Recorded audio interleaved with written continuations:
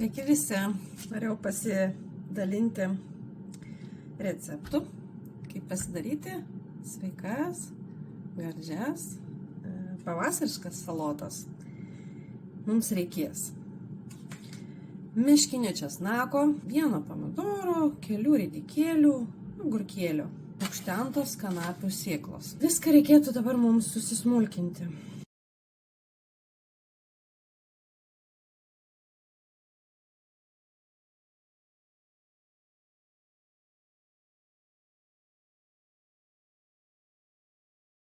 Miškinio česnako, lukštentų kanapių sėklų. Tai be galo skanus. Ir šiaip užkandis atskirai. Vaikai mėgsta juos taip imti šaukšteliu ir valgyti. Tai yra pluoštinių kanapių branduoliukai. Išlukštenti tokie be proto skanus. Vieniem riešutuką primena man ir biškut ir saulėgrąžos tokios branduoliuko skonis. Ir tiesiog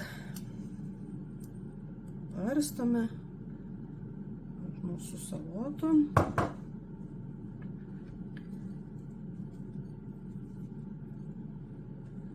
Galime gausiai pabarstyti, nes be galo skanu. Ir sveika daug omega rūgščių, omega 3, 6, 9, tai idealus santykis mūsų organizmui. Ir galima pašlakstyti, ko jūs mėgstate. Blogio aliejų, kokį jūs mėgstate. Čia, biškutį tik šlakstam ant viršaus. Ir viskas, tai yra bomba, vitamino, visokių mikroelementų, tiek išvalyti organizmą, tiek jį papildyti. Tai šitas gėris yra stebuklingai skanu, žinokit. Viską papildys jūsų raciono dienos, taip kad jį galite įsigyti mūsų puslapį kanapiųūkis.lt. Iki pasimatymo, skanaus.